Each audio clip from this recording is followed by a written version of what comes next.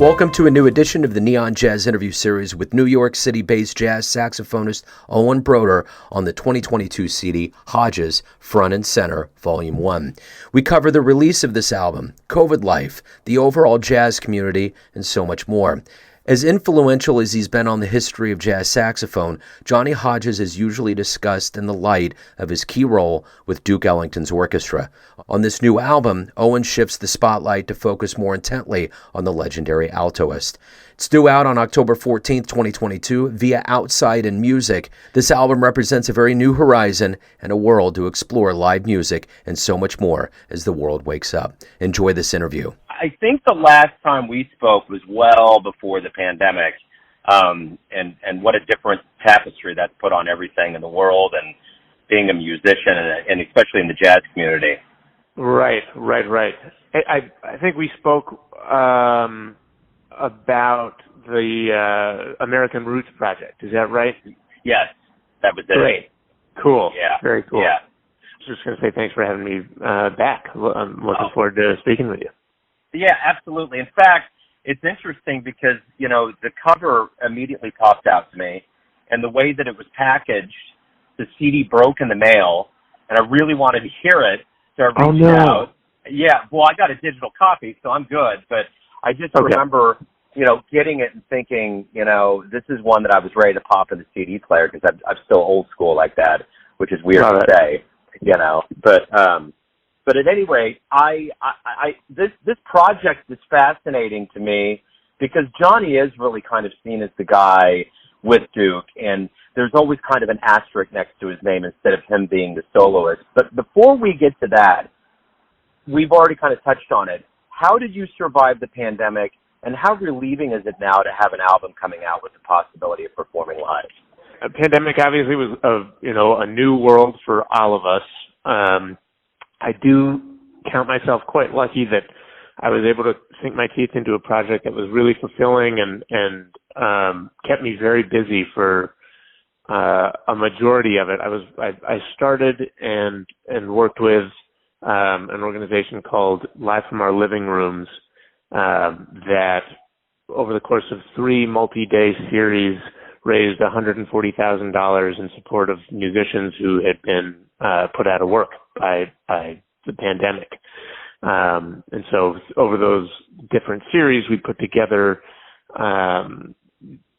virtual concerts, master classes, and industry panel discussions for people to tune into from all over the world. So that was a big project that, you know, made us feel good about what we were doing with that time and was able to help a lot of people. And then coming out of it, I almost immediately as things started to kind of open up, my partner started teaching at a university out in Portland, Oregon, and so I started doing a couple adjunct positions, teaching saxophone at one school and jazz-related courses at another in Portland, Oregon. And it is very exciting to have this new record coming out.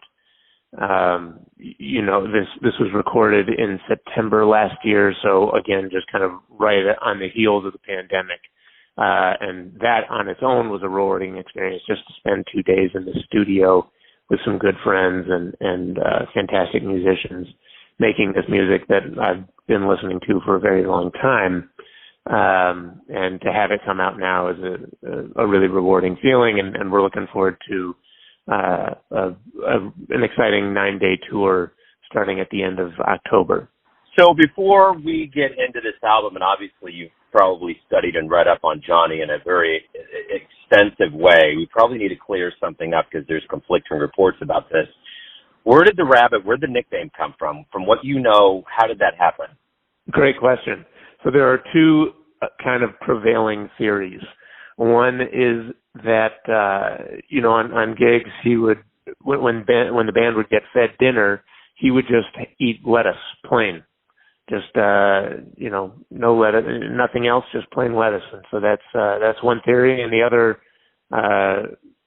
is that, on stage he was so stoic, that reminded people of, just kind of watching that stoicism of a rabbit.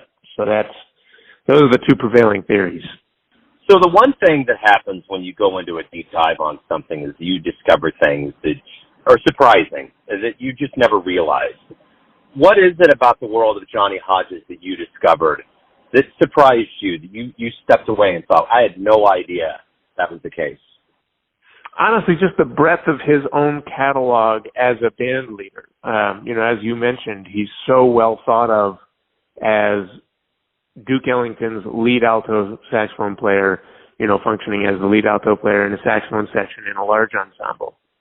But the amount of work that he's done outside of that band on his own with a number of other jazz luminaries who are themselves not associated with Ellington, that was a really fun aspect of his work and his music that I hadn't really sunk my teeth into until digging into this project.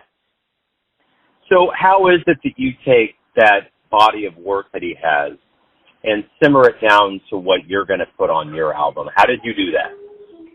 So in kind of sifting through all of the many, many tunes and records that he made and recorded, one of the interesting things that I found was he certainly gravitated towards the blues form. Johnny Hodges loved to play the blues. And in putting together this project, I wanted to balance that out with some of the other song forms that he explored. Some of the 32-bar forms, rhythm changes and otherwise, and to kind of create a balance and highlight the many kind of avenues of composition that Johnny Hodges recorded himself. And so a lot of those ended up being I think we kind of collected a nice balance of tunes. Certainly there are some blueses on there. Royal Garden Blues is an interesting one that kind of, I think, even in the context of being a blues, adds some variety because halfway through the tune it modulates to a new key, kind of adding a fresh harmonic territory. And then among the other tunes are songs that he was well known for recording with the Ellington Ensemble, and then other standards like I'm going to sit right down and write myself a letter, that certainly isn't thought of as a Duke Ellington tune or even a Johnny Hodges tune, but Johnny Hodges came up with this great arrangement. And, zooming out a little bit, I think, one of the connecting tissues between all of his songs, all of the songs he chose to record, is that so much of his music is so joyful. It's just got a lot of kind of joy in it. And I wanted to balance that out with some of these really hauntingly beautiful ballads that are recorded by Billy Strayhorn, some of which, again, are kind of thought of as songs associated with Ellington's band, like Star-Crossed Lovers. But then one of my favorite songs on the project is called Ballad for the Very Tired and Very Lonely Lotus Eaters. And it's just some of the most beautiful harmony you'll hear on a tune. I think a lot of it, includes colors that you could associate with modern, contemporary jazz harmony. With all of those tunes and the goals kind of in mind, we were able to piece together a nice balance of repertoire. So just a little bit of trivia. The album comes out on October 14th, and I'm interested in this time period because my birthday's on the 13th, and I'll be 50 this year. But I was watching. Yeah, I know you. Happy early birthday. Thank you. I'm in the Half Century Club. But the thing about it that's interesting is that I was watching a show on HBO, and this has been some years back, called The Leftovers, and it's about the Rapture. And it had that dude that was married to Jennifer Aniston for a while, Justin. Oh man, I can't remember his name. Can't remember his last name, but he was the central character. And it's all about the Rapture and about who was taken and who was left behind. But the day of the Rapture is October 14th. Oh, wow. So, yeah. So it's like, I remember when that happened, I was like, how weird would that have been if they would have picked October 13th and that's my birthday? So I always think, it's just one day after my birthday, but it's kind of cool that, it's interesting trivia for the release of this album. So. Right. I actually know that show, The Leftovers, with Justin Theroux. I like that one. Yeah. Yeah. It's a great show. But, yeah, that was the day, and I always remember that. And I was like, wow, So, Sounds like you dodged a bullet. Yeah, well, and if I don't, and it happens, I've made it to 50, and I'll be able to, actually, listen to your album before everything goes down. Love it. Thank you, man. So there's a lot of drama going into this. But at the end of the day, the jazz community, I think, like all of the other communities, really got held back more than anybody else during this pandemic. I mean, there was stadiums that were full and all of this, but you just couldn't do it. I get it. The horn throws, all of these particles in the air and all of that. But honestly, when you look right now at this very day, you have an album coming out, the chances for a live show, you just talked about a tour. This has to be like a Phoenix Rising. This has to be really, really feel good that we're in another place right now.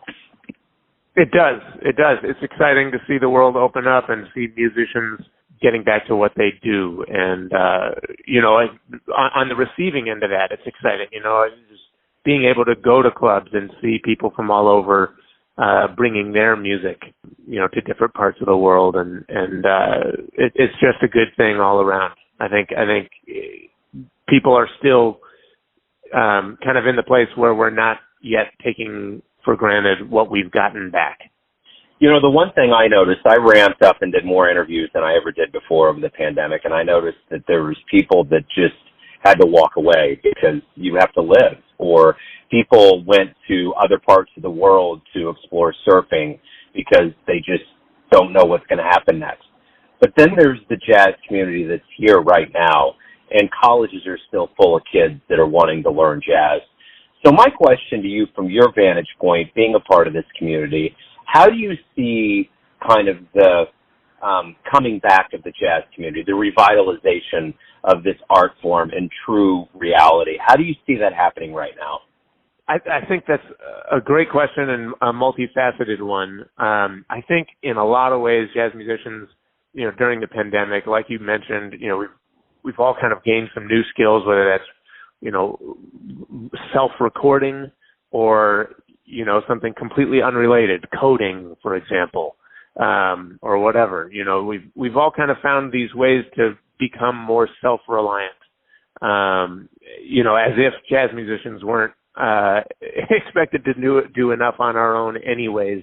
We've gotten these new skills that kind of expand our breadth of activities, and we're putting them to use now. We learned a bunch of things, and now we're applying them to what we're getting back to as our daily lives. A lot of musicians have these kind of reliable sources of income, whether that's creating content for their Patreon pages, or a new teaching job in my case, or otherwise. We've kind of figured out a way to create a stable career, or move towards creating a stable career while continuing to make the music that we're here to make. And I think we're finding, if we haven't already found it, we're continuing to find that balance between doing what we need to do to live the lives we want and continue to make the music that we want to make. So for me personally, as I mentioned, I started teaching at a couple of universities, and there are classes that I like. I'm teaching jazz theory and ear training, and jazz arranging, and teaching a jazz combo, and private lessons, and all of that at a school that is fortunately very accommodating to my work as a creative artist, someone who's continuing to record and perform and tour.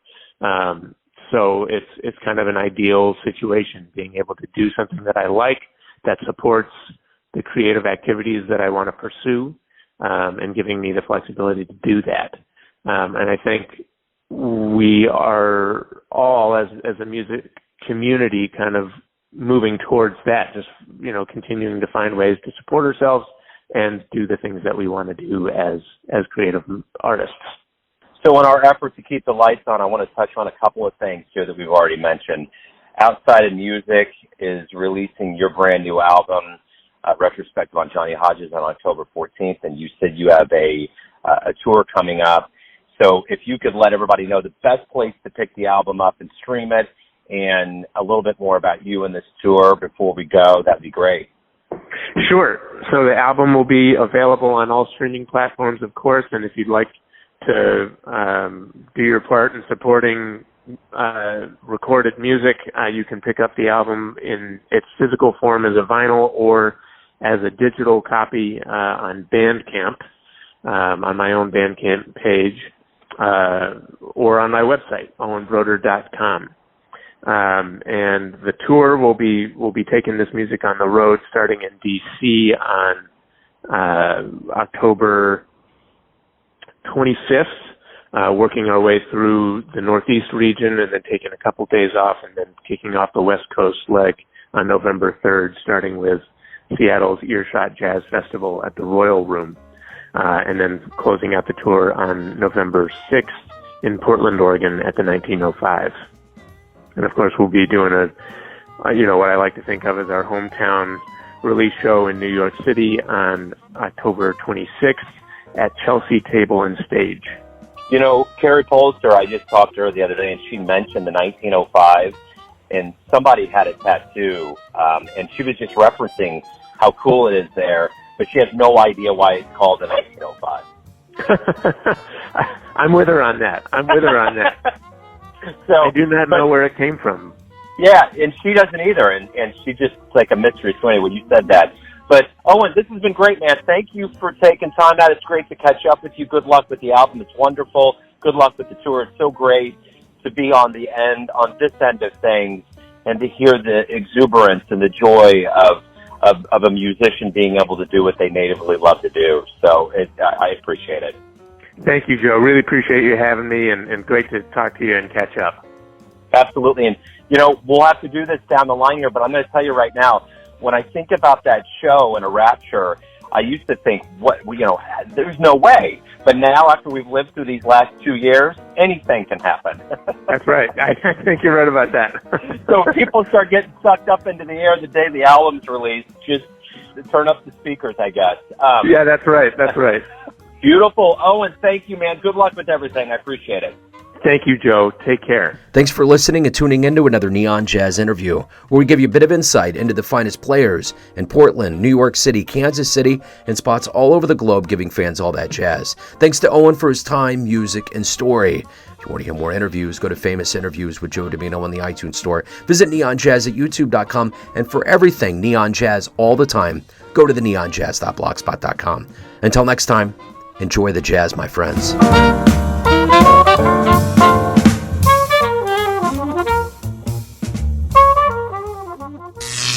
Neon Jazz.